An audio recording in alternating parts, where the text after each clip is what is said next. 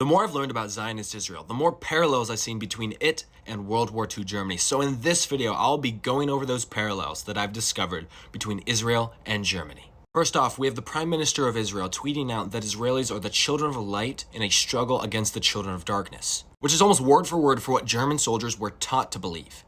Schutzstaffel Commander Wolf says that the men of the Schutzstaffel were subtly conditioned to see themselves as the sons of light, that they were engaged in a struggle against the powers of darkness. Kristallnacht, or the Night of the Broken Glass, was a horrifying slaughter of the Jews in Germany, and it was the beginning of the end. The Nakba of 1948, when Jewish militias slaughtered Palestinians and forced thousands to flee, was also the beginning of the end for the Palestinians, to their land being stolen and them being oppressed. World War II Germany demolished Jewish homes, especially during the Night of the Broken Glass, when in numerous places there were hundreds of homes destroyed. This reminds me of the demolishing of Palestinian homes in the West Bank. Citizenship law in Germany only allowed those with German or related blood to be granted citizenship. Israel's law of return only grants those with Jewish blood to become citizens and be granted citizenship, not those driven out by the Nakba in exile who are refugees who want to come back to their land. Theodor Herzl, the founder of Zionism in 1895, wrote in his diary that in the settling of Israel, we shall try to spirit the penniless population across the border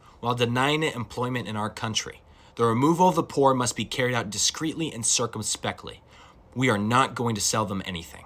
Basically, the original plan was to expel the Palestinians by not giving them business in their own land, which is similar to Germans boycotting Jewish businesses and not giving them any business in Germany. The law for the defense of German blood and honor forbade marriage between Jews and non-Jewish German citizens. In March of last year, Israel passed a similar law denying naturalization to Palestinians from occupied West Bank or Gaza married to Israeli citizens, which forced thousands of Palestinian families to either emigrate or live apart. Testimonies from World War II show that the German people knew what was going on and what they were doing to the Jews, but they kind of ignored it and tried not to talk about it. Israel has what's nicknamed the Nakba law, which penalizes those who speak about the Nakba. In 2009, they removed the word Nakba from a school textbook meant for young Arab children. Quite literally, the erasure of history. The Jewish ghettos created by Germany to, quote, protect the civilian population is very reminiscent of the Gaza Strip and the West Bank. These ghettos were shut in by walls, fences, and barbed wire. No one could leave or enter without a special permit.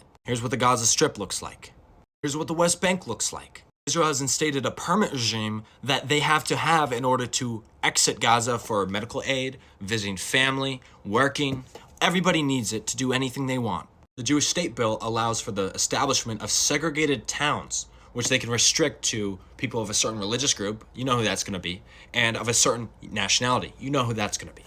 On November 28th of 1944, the Reich Ministry of Interior restricted the freedom of movement of Jews. Again, we can look at the West Bank, we can look at the Gaza Strip. The West Bank residents have to go through checkpoints and border walls and pass clearances. They have a segregated road system. When illegal settlements are built on their land, they're said, you can't go near those settlements. We're protecting the safety of them. Which is why the West Bank is considered to be fragmented, because Palestinians are banned from going in places near Israeli settlements. Germany had a law that banned the Jewish people from farming. Under the permit regime, many Palestinian farmers can't access their own land because they've made it so difficult for them to get the necessary permits to go work on land that they own. The Human Rights Watch director said that the purpose is to isolate Palestinians from their lands. These are Palestinians and these are Jews. You can see the resemblance between what's happening to both of these groups. I know some people may think that's unrealistic to compare Germany to Israel because of what has happened between those two groups. What you have to understand is that during that time in Germany, they had a far-right government that supported nationalism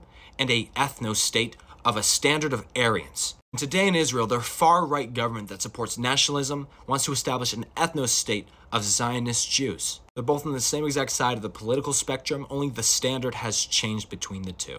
One more thing I want to say. Just because a people was oppressed does not mean that they are barred from becoming oppressors in the future. One historical example of this is that in colonial America, the colonies were being oppressed by a tyrannical British Empire. When they freed themselves from British tyranny through the Revolutionary War, they turned around and genocided the Native Americans. These were a group of people who were oppressed by a tyrannical government, and they literally turned around from facing the sea to facing the westward coast of America and genocided the people living there. I hope that in this video I was able to show you guys some of these parallels and that you guys were able to see them too. But that's all for this video.